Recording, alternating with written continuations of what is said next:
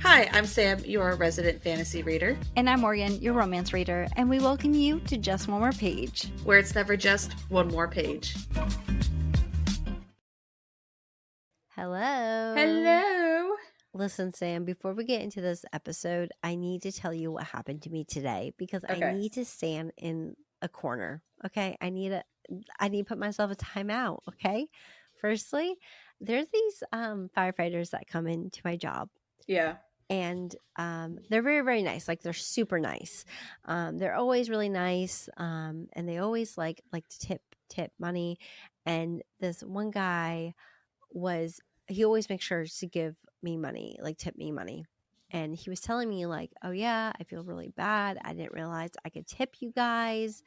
And I feel really bad. I'm like, no, it's fine. He's like, no, I'm really sorry. Like, I really should have tipped you sooner. I'm like, no, like, honestly, it's okay because it's not that big of a deal to me. Like, it's completely okay. Like, I appreciate it, but it's fine. And he's like, yeah, but I feel so bad. And I was like, girl, it's like, girl, don't. Because my personality came out, and he looked at me. He's like, girl, and I was like, I'm gonna go put myself in the corner. Sam, I felt so embarrassed. He's this older, taller guy, and I'm just like, girl,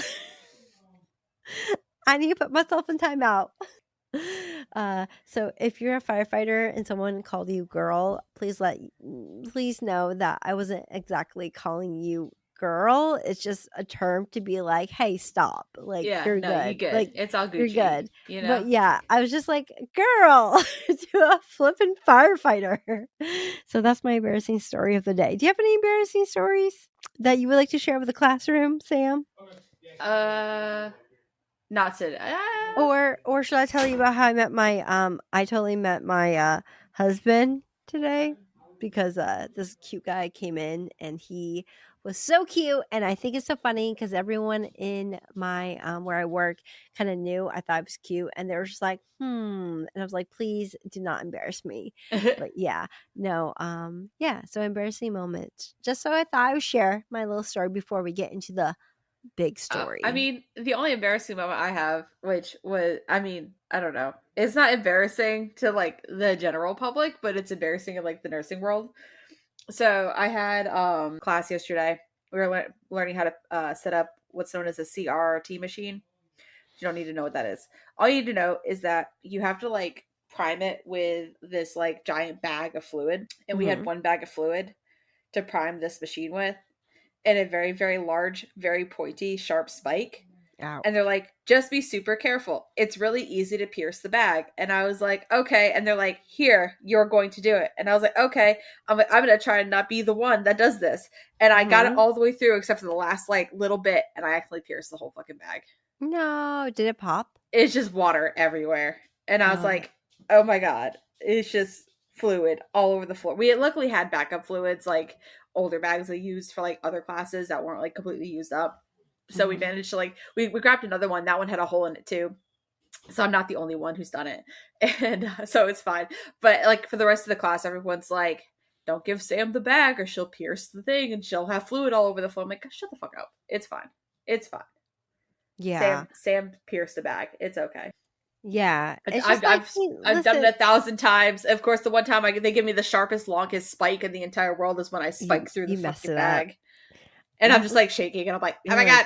Oh my God. No. You're like, I can totally do this.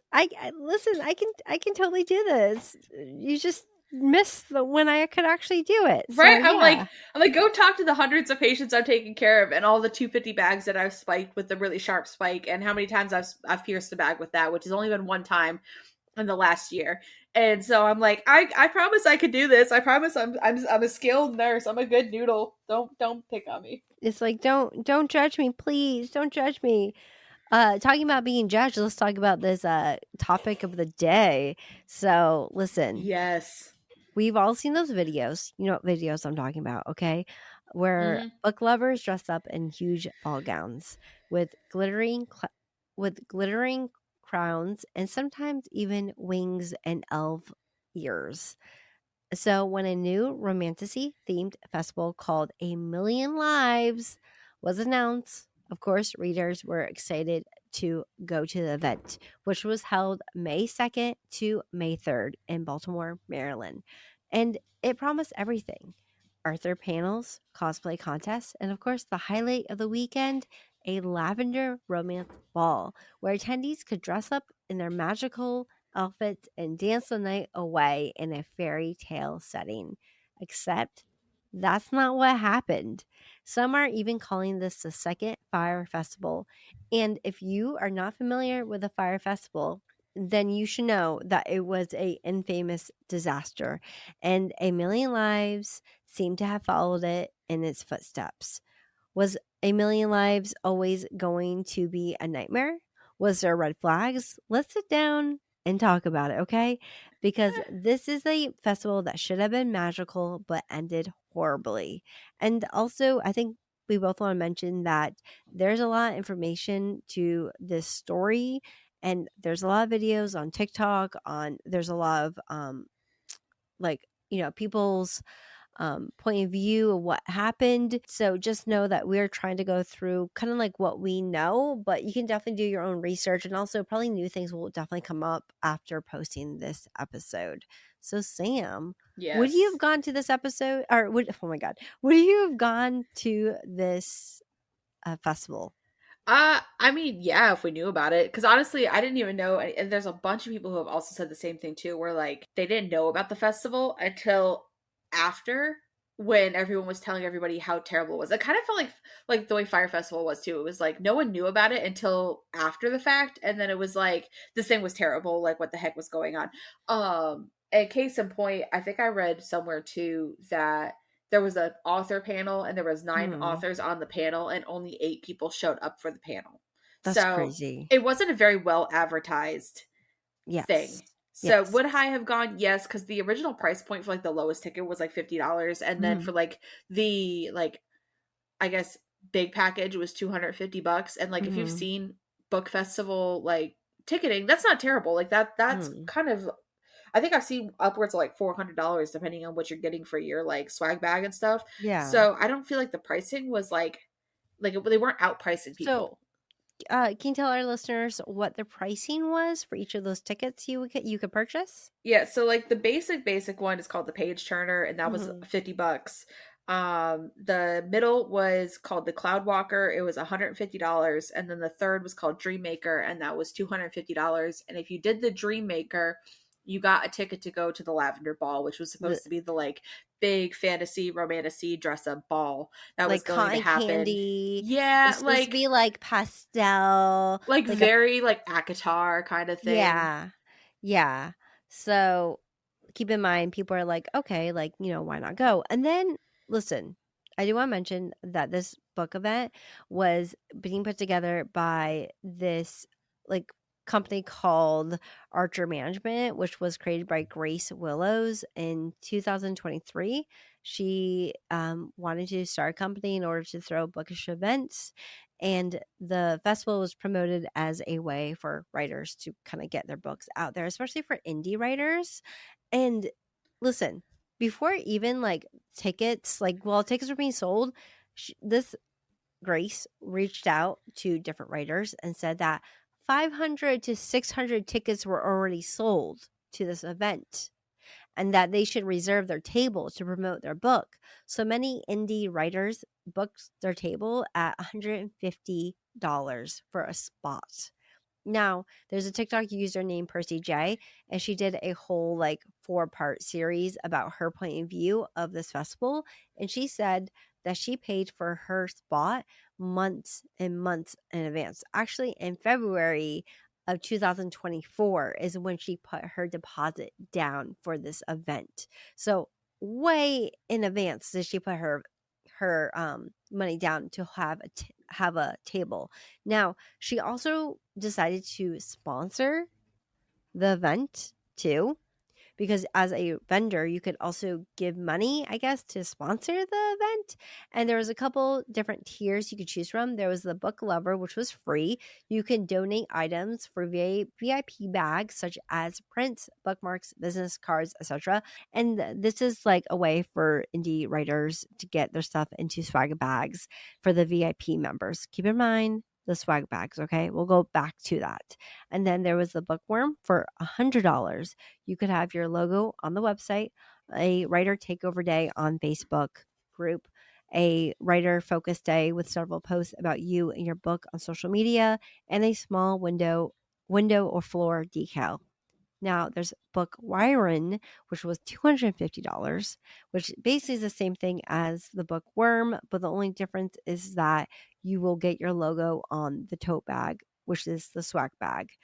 And unfortunately, none of this happened. None Dun, of dun, this dun. happened.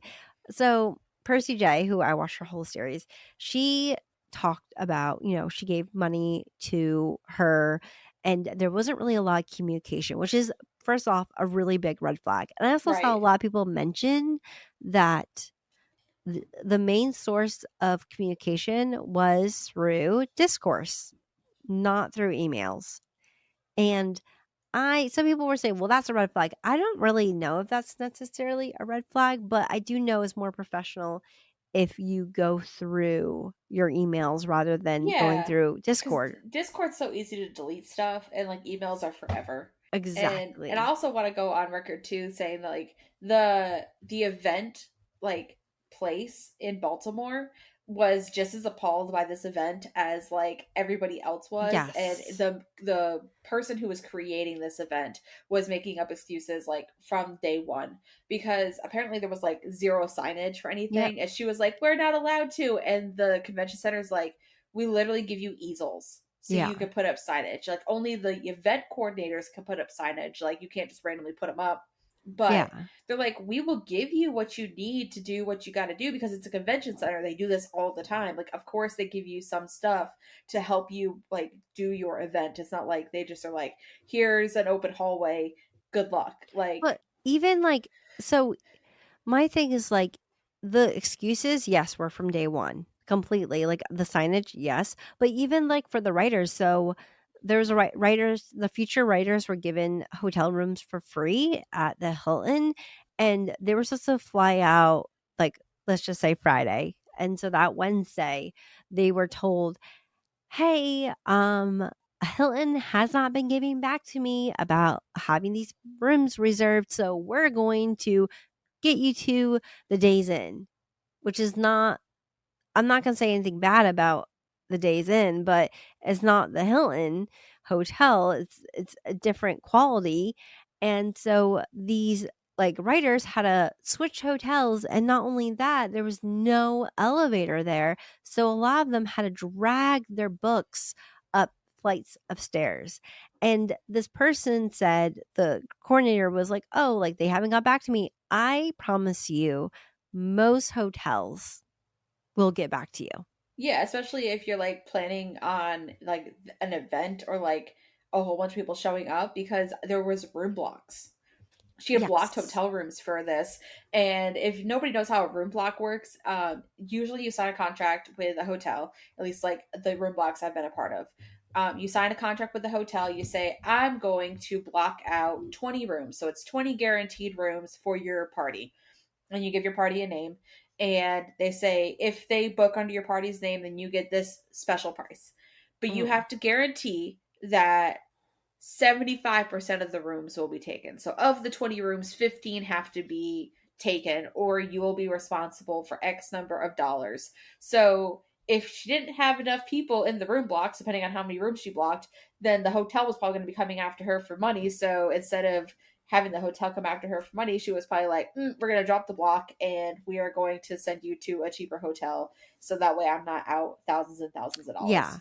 completely agree. And I think that she just messed up and couldn't take accountability for it. I think through this whole episode, you will notice that she does not take accountability for anything.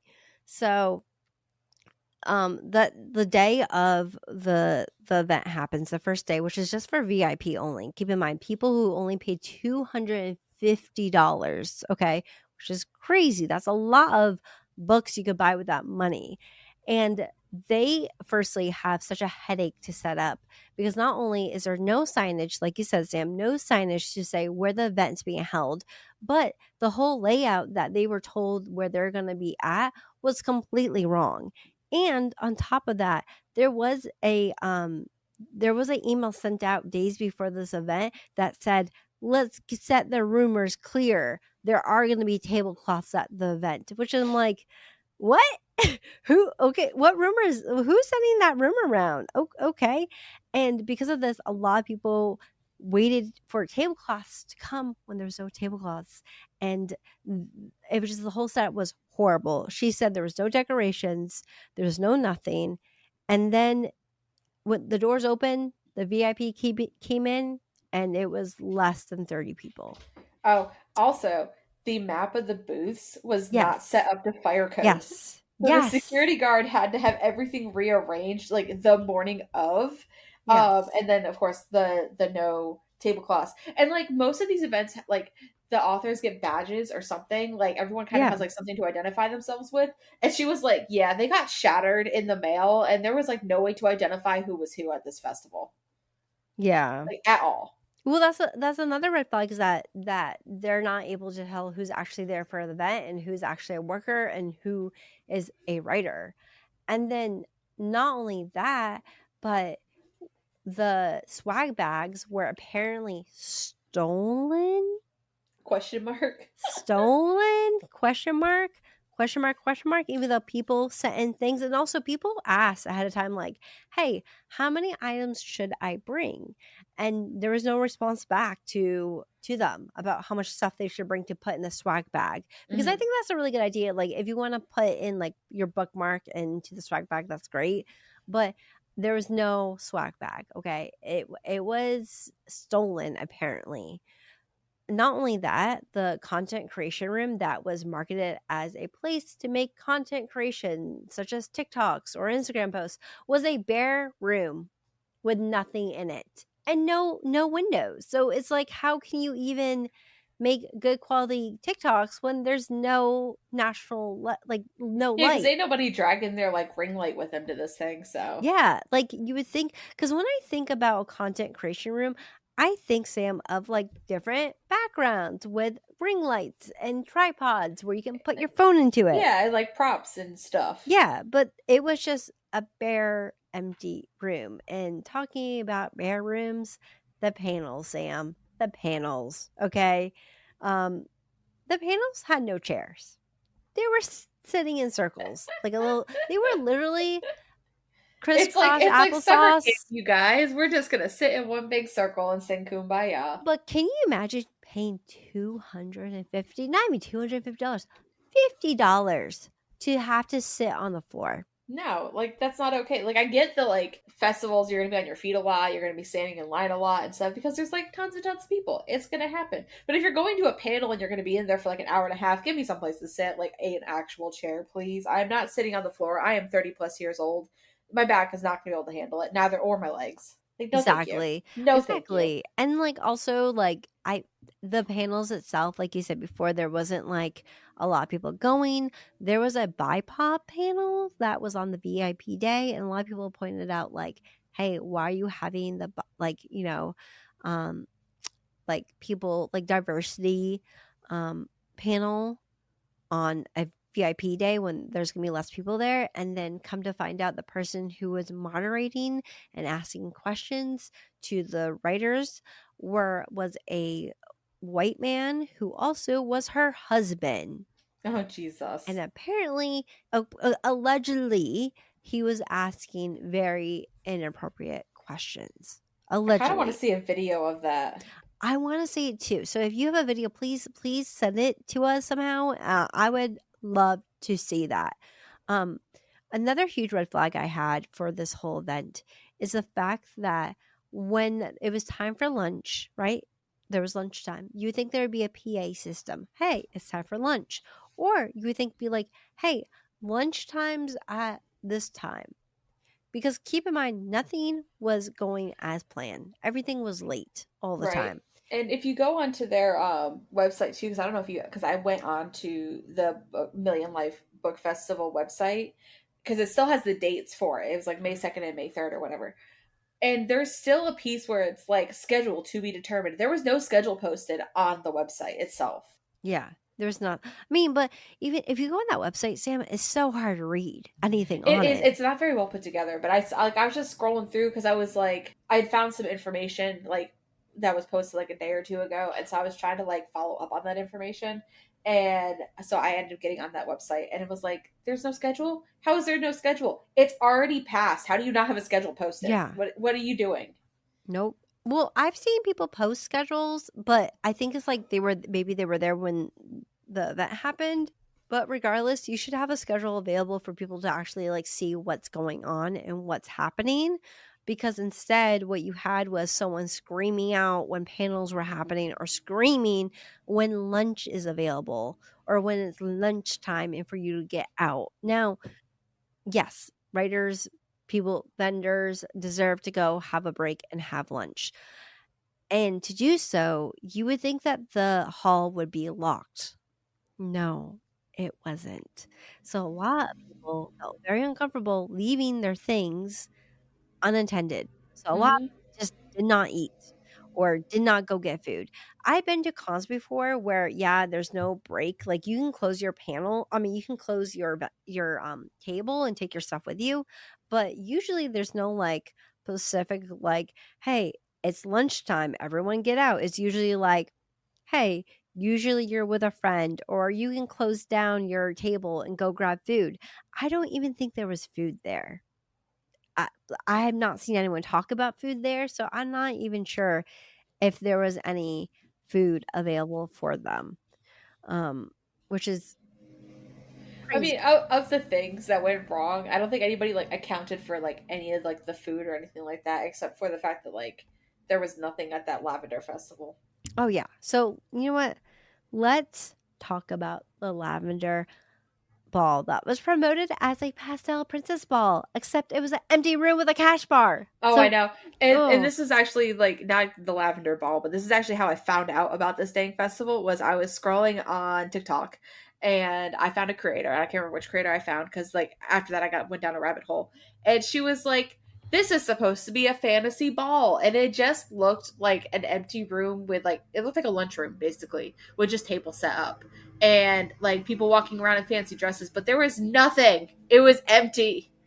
It was yeah, dead. it was completely empty. It was a cash bar because, like, even though you pay Lame. $250 for a ticket to this ball, you still does not mean you get a free drink, okay? There was also fake pedals on the tables, and the on the tables were books that were apparently on the swag bag for the VIP. So I don't know how the books that were supposed to be in the bags were now on display. It doesn't make sense. She's the Also, thief. she is the thief. Also, a security guard felt so bad for these people just being there that he brought his own speaker from home to play music for them. So, if he had not done that, then these people would have been sitting in a empty, when I say empty, I mean there's maybe a couple tables with books on top, but pretty much empty table or empty room with a small bar that you have to pay for and no music. And apparently, she said the DJ was sick and our decorations got stolen. Like the swag bags got stolen, and the badges broke. And Like I don't know. Okay, if it was me, like these kinds of things, shit happens. You know, like you're building these huge events. You got a lot of moving parts. Not everything is going to go according to plan. yes. I've and I compare this to like my wedding. Like shit happens. You need to prepare for the shit that happens, and you make backup plans, and you have plan Bs, and then you have plan Cs. Like the DJ, like I get that people get sick and whatever, but like should have had like make sure they had like a backup DJ or whatever. Like, hey, if this person gets sick, this person will stand in for them or whatever. Come up with something. And like if you're really building this like massive ball with all these decorations, you should have been like hoarding these decorations and locking them up somewhere like months ago. And the swag bags, like you should be having someone sign off on all your shit and making sure that Yeah. stuff gets locked away. Yes. And like there was things she could have done, like things get stolen, things get lost, things get broken. It happens. But like Not to this scale. This scale was ridiculous. Well, here's the thing. Another creator named Laura reached out to the venue and sent an email asking them, hey, what happened? And the venue responded back saying, we talked to the coordinator throughout the whole festival, and we did not get any negative feedback at all. There was no complaints or anything like that. She also mentioned that she did not know of anything being stolen, because if I was running an event and my swag bags got stolen, I would have told someone about it. Well, and like the cost of the swag bags, like in totality, like all of the bags put together, probably equals grand larceny in the long run, and like a police investigation should have been like started. But yeah, but we all know that there was no swag bags to begin with. I know. I'm just saying, like if Allegedly, allegedly if they were stolen, there should have been a police report because people lost thousands of dollars in stuff. I Like 100% agree. And not only that, but no decorations, barely no signage, no planning whatsoever. So obviously the coordinator of the event made a apology. Now, apparently, another writer went up to her while she was going around to different people at the ball itself and say, "Oh, sorry, it's not like what you expected." This writer went up to her and was like, "Hey, you need to make a TikTok video about this." I don't know if that's necessarily true. She did tag her in the apology video, but I don't know. I don't allegedly. I don't know if this is true, but the event coordinator made a video on TikTok saying everyone would get their refund money. Now, Sam, please explain to me why I felt like that. Why I felt like the coordinator was being held at gunpoint. because she probably was, because she messed up thinking like, hey, ain't nobody, like everyone's here for a book festival, they're just gonna be happy they're even here, and ain't nobody gonna say nothing, which is a lie, because Yeah. people's favorite thing to do is complain, and was like, oh shit, now I gotta make things better, because at that point they had already announced the 2026 one prior, like the 2026 Million Lives Festival had already been announced in 2024. So it's like, all right, well, now we got to save face because we have this other event coming up, and who knows if they've done anything for that now and how much money they're going to lose on that one. But yeah, she was definitely forced to do that. And I know Archer, because I went on their Instagram, they also put out a really like flat, thinly veiled apology too. So that's fun. Also, another thing that I saw in my research is the fact that she or Archer Media, whatever the hell this company is called, lied to writers saying, one, we have all these people coming, but also two, that another company is going to help donate books or bring books. And that wasn't true. I think the bookseller was like Four Seasons. They actually released a statement saying, yeah, we were reached out by this company to be a part of this event, and we declined. But yet the writer or the coordinator is still saying that we are going to be a part of this. And also, like, I also saw she saying that another popular writer was going to be there when that writer definitely did not say they were going to be there. So I feel like it was just a headache. I personally, my belief of what happened is that I feel like two ways an event can go really bad. One is that you don't have enough time to do it. And then two is that you don't have the money to do it. And you don't have the resources to do it, because a lot of people were saying that there was no staff there. There was no volunteers there. And I truly believe that the person running it, Grace, maybe she had the best intentions to throw a really good bookish event, but I don't understand how you could look at an event and say, huh, there's no chairs. Right. That'll be fine. Or, oh no, there's no decorations. Oh, that'll be fine. Like, how could you look at the stuff you're doing and think, that makes sense? Because in my head, you're either doing it because you're not smart enough to realize that you're messing up that bad, or you're trying to scam writers, new debuted writers, new indie writers out of their money, because not only are they paying to be at your event, but they're paying to bring their books, they're paying to fly there, they're paying to stay in the hotel rooms, and you scam them out of their money. Right, because she thought she was going to make it up on the back end and she didn't. And of course she didn't, because listen, the thing with I feel like festivals is that you have to have money on the forefront. It's all about the money Yeah, you put well, down, like, and then you get money back, hopefully. and like, okay, so like, get sponsors. So like, if you're gonna have a fest or like a ball and you're gonna have alcohol there, contact the alcohol companies and have them sponsor the ball and have them like be like, hey, we'll only serve your alcohol if you want to sponsor this. It'll be good advertisement because you're going to have all of these people who are Yeah. coming. And so they'll give you like a couple $1,000 and like a couple like a few cases of their alcohol. I don't know how it actually works, but I'm just saying, I'm just talking about butt. But like, you can get sponsors. That's how you get money in the forefront, is like, you present your idea, you say, I'm going to have this many people show up, and if you sponsor, like she was trying to have the author sponsor, then you can get like perks and advertising and whatever. And as long as you contact people who are like connected to the bookish community, she probably could have made the revenue up that she needed prior to start everything.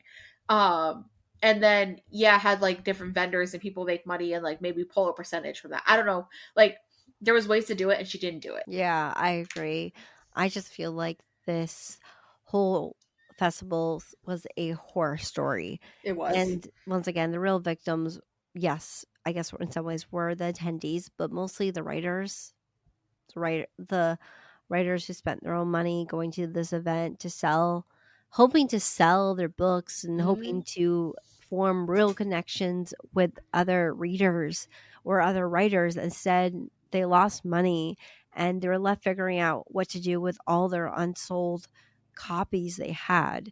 Now, there is a website called indiearthurconnect.com/a million lives where you can go and it will give you a list of all the vendors that were there. And this link will be in the description of this video. Yes. Or of this podcast. Yes. Video. Oh my god. Which will be YouTube days. Anyway. Yeah. It'll be in the the link will be in the description. It'll be down below. Yes. You get the point. It'll be there. You should go click it. That way you can see if any of the books that writers are writing are something that you're interested in. There's also jewelry and even someone who does like stenciled edges or sprayed edges. Now, I know that economy is hard. I know that money is a little difficult right now. I understand that. So if you can't afford to buy a new book, then feel free to maybe follow them on their socials or comment on their posts just to give them some sort of support, because they are the real victim of the Fyre Festival. I mean, of the Million Lives Festival. Yes. So, Sam, you have anything else you'd like to say? I'm glad we didn't know about this, because wasn't there? Oh, a Polycon was the one we were going to go to, and that was a dumpster fire too. Yes, we were gonna go to Polycon. We are okay. We're not gonna spoil it. We're not gonna say where we're gonna go, but we're gonna go to me and Sam. We have decided that we're gonna go to a bookish weekend event. We're not gonna say where because we don't want to no stalkers. Yeah. I mean, you can stalk me if you like. I mean, I don't care. No, please don't. Please don't. I'm just kidding. Maybe we'll talk about it afterwards. Yes. But I'm hoping that the event we're going to isn't as chaotic as this one. Although I kind of do, because it would make good content. Yeah, because we're going to that and then maybe one in November. Maybe. Hopefully. We'll see. Okay. So if you guys want to know what we're talking about next week, it's going to be my favorite writer, Catherine Center, which this is going to be our third book of the podcast. We've read The Rom-Commers, Hello Stranger, right? And now this will be our third one. This is our third one called The Love Haters. By the way, I saw this at Barnes & Noble last week and I really wanted to buy it, and it was out early and I was like, I need to buy this. My palm was itching because I wanted to buy it, but I had already pre-ordered it. And so I went home, and then when I looked on the Barnes & Noble app, my pre-order is delayed. So please tell me that math, Barnes & Noble. How do you have it out on the bookstore, but you can't ship it to me? Because your copy is in the store. Oh, I should have just gotten it. But Yep. anyways, also I'm really upset too because Catherine Center is going to be in near my hometown, near my city I'm living in currently. And I can't miss her. I'm not going to be able to see her because I'm away that weekend. So very sad about that. Two sad things about Catherine Center. Anyways, let's talk about this book. So, it's a thin line between love and love hating. Katie has been burned by love in the past. Now she may be lighting her career on fire. She has two choices: wait to get laid off from her job as a video producer, or at her coworker Cole's request, take a career making gig profiling Tom Hutchison, a Coast Guard rescue swimmer in Key West. The catch: Katie's not exactly qualified. She can't swim, but fakes it that she can. Plus, Cole is Hutch's brother, and they don't get along. Next stop, Paradise. But Paradise is messier than it seems, as Katie gets entangled with Hutch, the most scientifically good looking man she's ever seen, but also a bit of a love hater. Also, with his colorful Aunt Rue and his rescue Great Dane, she gets trapped in a lie or two. Swim lessons, helicopter flights, Congo lines, drinking contests, hurricanes, and stolen kisses ensue, along with the characters to tell the truth, to face old fears, and to be truly brave at last. So, yeah, our third Catherine Center book. I'm excited. Anyways, we hope you enjoy this episode in which we talked about, this chaotic mess. And if you guys like to support us and like to support our chaoticness, please feel free to rate us on Spotify or anywhere else you can rate us, because it does help push our podcast out there. Also, remember to check us out anywhere else you can find a podcast. And we do have a YouTube channel, Just One Page Podcast. And Sam will tell you about the rest of our socials. So if you think we are absolutely hilarious, which fun fact, my friends, we do have a TikTok. It is Just More Page Podcast. For all the pictures, videos, stories, and anything else we decide to post, we do have an Instagram. It is Just More Page Official. We're also Just More Page Official on Threads and Just More Page Podcast on Blue Skies and Tome. So basically, if you look up Just One More Page and see the little blue symbol, it's us. Just come follow us. Come slide into our DMs. Come stalk us. We love talking to you all. And we hope you enjoyed this episode. This was a lot of fun kind of doing the research on this. And we will talk to you all next Sunday. Okay, bye everyone. Bye.